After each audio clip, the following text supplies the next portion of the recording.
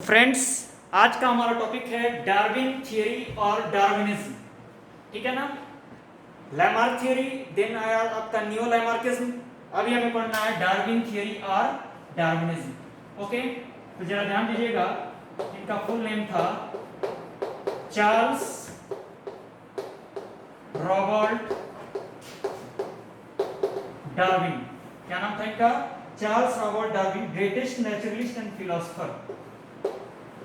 Greatest naturalist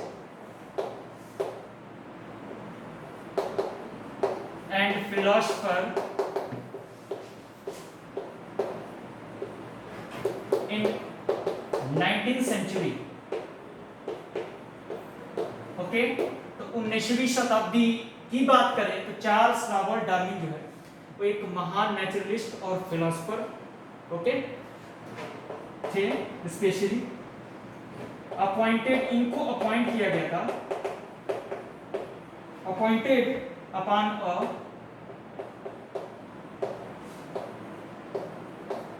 world survey ship, appointed upon a world surveyship of British government, of British government। ठीक है ना। तो इनको ब्रिटिश गवर्नमेंट के द्वारा ओके वर्ल्ड सर्वे के लिए अपॉइंट किया गया था। ठीक है। अब इनकी जहाज का जो नाम था, ये आपको ये एकदम याद रखना, भूलना नहीं है, HMS बिगल।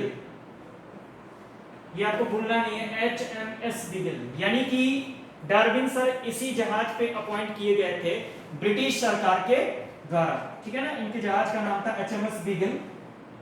इन्होंने क्या किया कि इन्होंने एक्सप्लोर किया डिफरेंट फ्लोरा एंड फौना।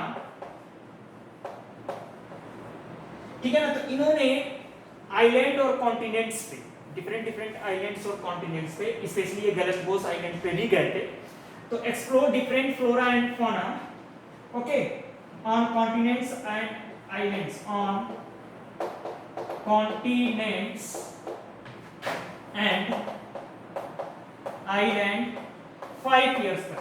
इन्होंने 5 साल तक लगातार डिफरेंट टाइप्स के फ्लोरास यानी प्लांट्स, फनास, एनिमल्स को क्या किया, डिफरेंट कॉन्टिनेंट्स पे इन्होंने एक्सप्लोर किया, उसके बारे में जाना, सीखा और दुनिया को बताया। इन्हीं के एक समकक्ष जो थे Alfred Russel Wallace. Alfred Russel Wallace specially, ठीक है ना, एक्सप्लोर्ड अमेजन वैली। इन्होंने क्या एक्सप्लोर किया? Explored Amazon valley. इन्होंने, इन्हीं के एक समकक्ष साइंटिस्ट थे अल्फ्रेड रसेल वेलेस। क्या नाम था इनका? Alfred Russel Wallace. इन्होंने जो है अमेजन वैली को एक्सप्लोर किया। ठीक है ना, explored Amazon valley and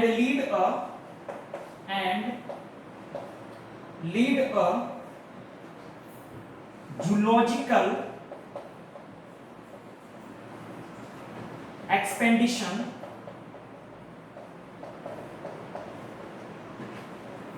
to Malay Archipelago।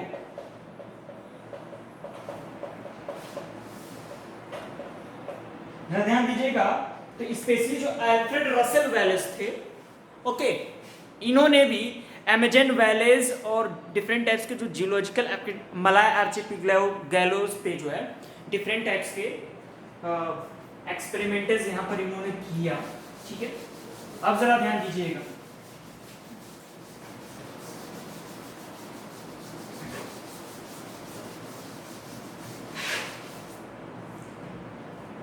Darwin and Wallace paper जो थे, डार्विन और वेलेस का जो पेपर था, ये दोनों साइंटिस्ट डार्विन एंड वेलेस, ठीक है ना, इन दोनों का जो पेपर था, पेपर वर पब्लिश्ड इन उन दोनों लोग के पेपर वर पब्लिश्ड। कहां पे पब्लिश किया गया था तो जरा ध्यान दीजिएगा, journal of proceeding, journal of, ये याद रखिएगा, journal of proceeding of लिनेनियन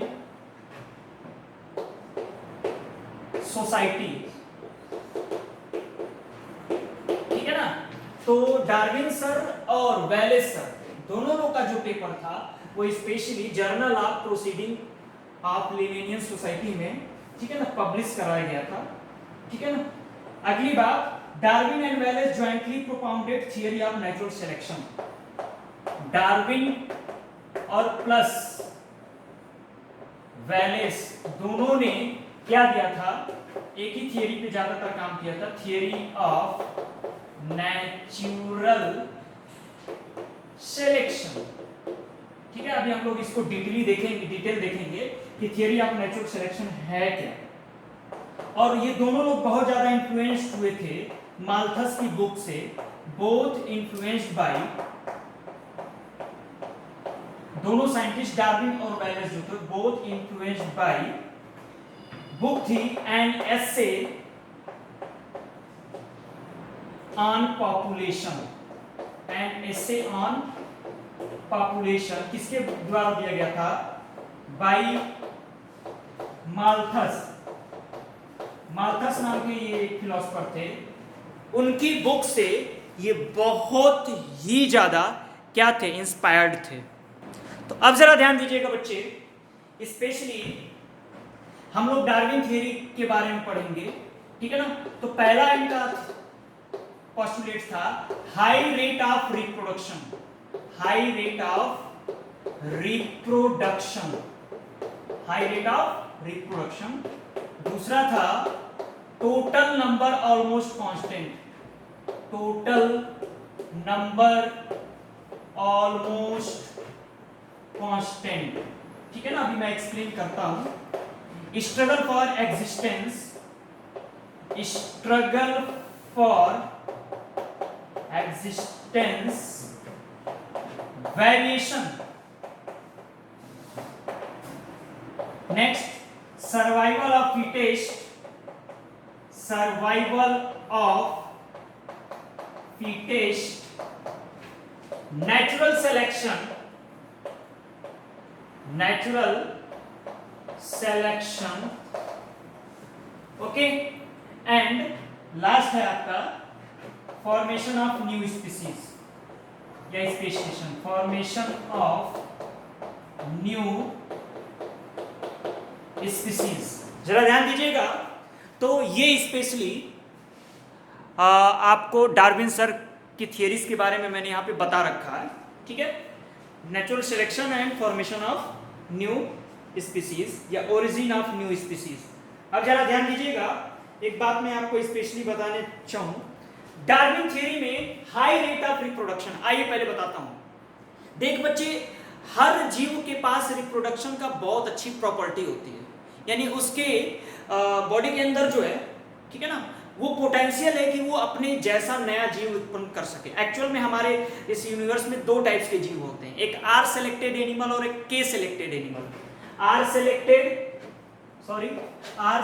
and K selected. तो स्पेशली जो आर सेलेक्टेड एनिमल होते हैं बच्चे, ठीक है ना, उनका रिप्रोडक्टिव पोटेंशियल बड़ा ज्यादा होता है, यानी ढेर सारे वो बच्चे पैदा करते हैं। ठीक है ना। रिप्रोडक्टिव जो पोटेंशियल है, रिप्रोडक्टिव पोटेंशियल बहुत ही क्या होता है, ज्यादा होता है आर सेलेक्टेड एनिमल में। ठीक है ना।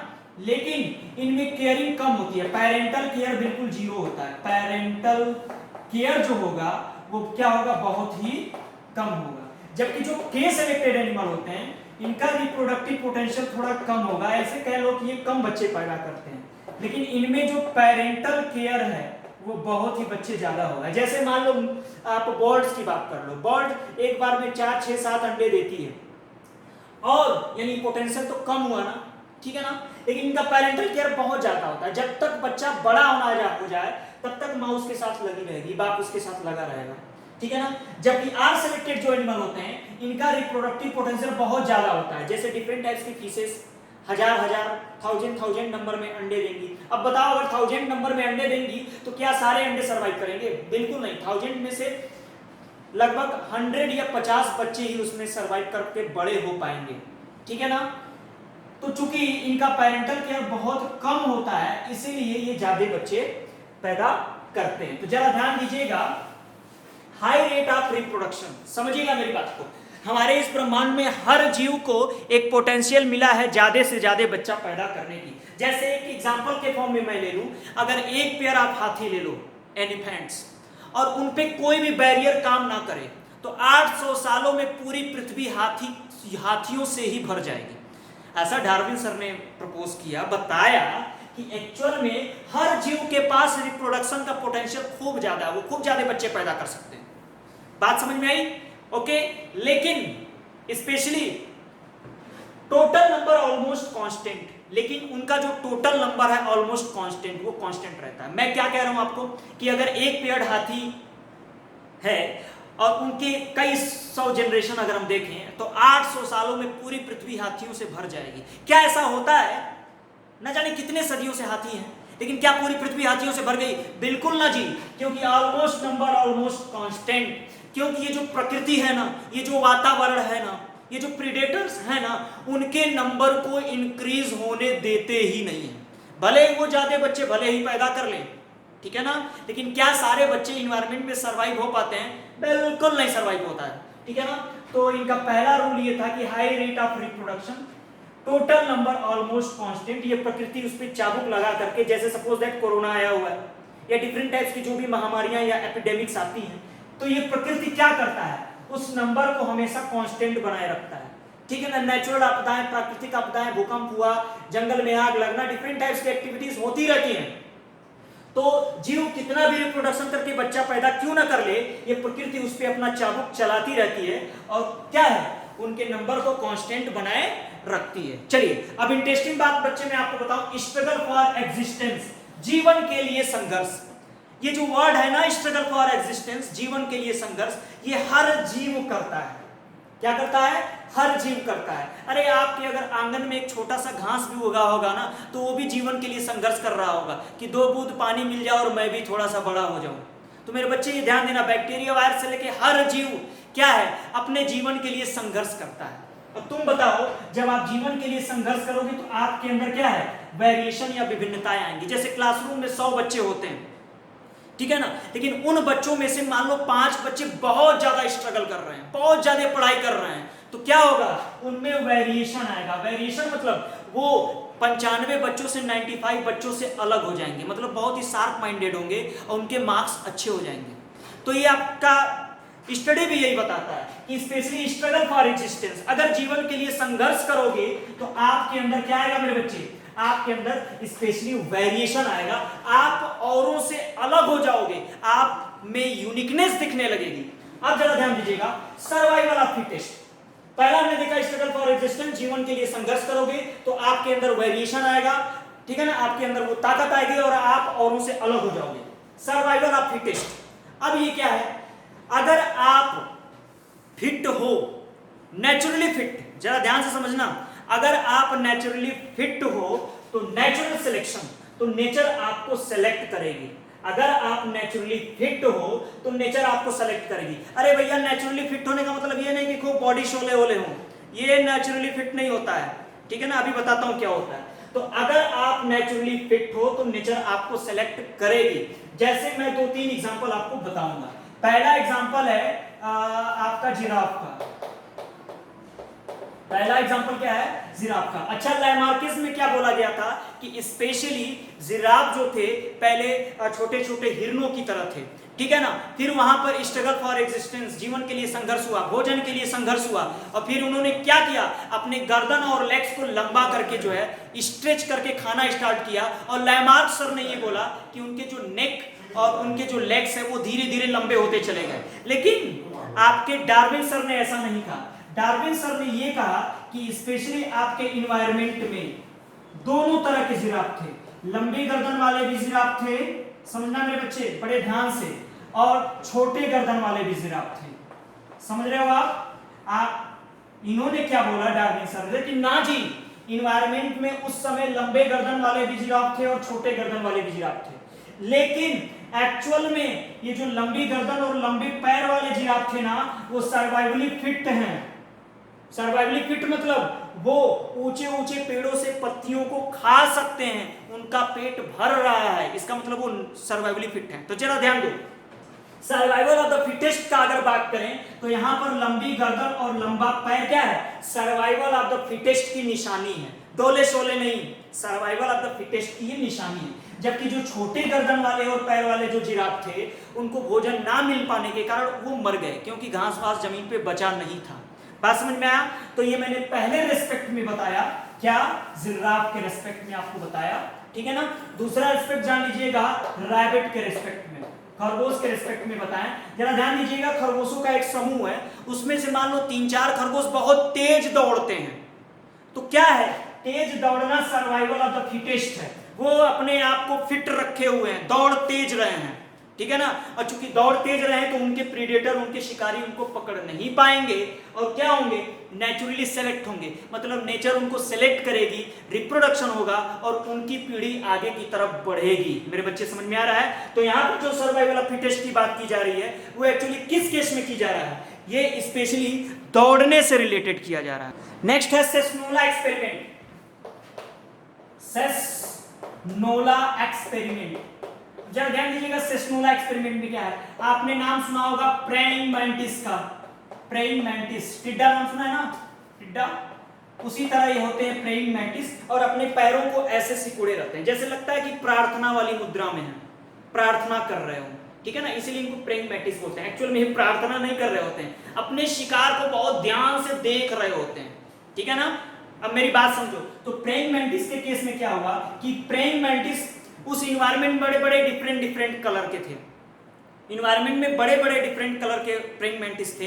एक्चुअल में हुआ क्या कि वो प्रेइंग मैंटिस बच गए जो कैमोफ्लेज करते थे, जो अपने आप को अपने बैकग्राउंड में अपने आप को छुपा लेते थे। जैसे एक एग्जांपल मान लो, ये ब्लैक बोर्ड ग्रीन है और मैं ग्रीन कलर का शर्ट पहन लूं, अपने बॉडी को ग्रीन कर लूं, तो अगर मैं ब्लैक बोर्ड पे खड़ा होऊंगा तो क्या होगा, मैं यहां पर दिखूंगा नहीं। अरे सिंपल सी बात है मेरे बच्चे, अगर ग्रीन ब्लैक बोर्ड पे आप ग्रीन कलर से चौक से लिखोगे तो दिखेगा क्या, बिल्कुल नहीं दिखेगा। और ग्रीन ब्लैक बोर्ड पे व्हाइट कलर के चौक से लिखोगे मेरे बच्चे तो दिखेगा।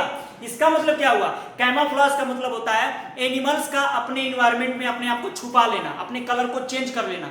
तो प्रेइंग मैंटिस के केस में क्या हुआ कि जो प्रेइंग मैंटिस, ठीक है ना, अपने कलर को इन्वायरमेंट के अकॉर्डिंग बना लिए तो वो बच गए, उनको रिप्रोडक्शन का मौका मिला और आगे बढ़ते चले गए। लेकिन वो प्रेइंग मैंटिस जिन्होंने अपने कलर को एनवायरनमेंट के अकॉर्डिंग चेंज नहीं किया, वो धीरे धीरे क्या हुए, दूसरे शिकारियों के शिकार हो गए। बच्चा एक लास्ट टॉपिक और जरा देख लिया जाए, डार्विन सर का वीकनेस क्या था, वीकनेस, इनकी वीकनेस क्या हो गई, जरा ध्यान से समझिएगा, डार्विन सर की वीकनेस क्या हो गई, ठीक है ना। डार्विन सर ने एक थियरी दिया था जिसको बोलते हैं थियरी ऑफ पैंजेनेसिस।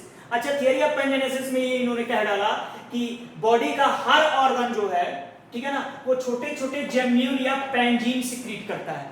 वो पेंजीन ब्लड के द्वारा मूव कर जाता है गैमेट्स में, स्पर्म और एग के अंदर, और वही स्पर्म और एग के द्वारा कैरेक्टर को आगे ले जाता है। यानी इसको टोटली डिस्कार्ड किया था, discarded by Weismann, discarded by Weismann, Weismann sir ने इसको डिस्कार्ड कर दिया, बोला अरे यार डार्विन क्या बोल रहे हो, ऐसा कुछ नहीं होता है, ठीक है ना। जो स्पेशली जो जर्मिनल सेल्स होते हैं वो एम्ब्रियोनिक स्टेज में ही सोमैटिक सेल से अलग हो जाते हैं।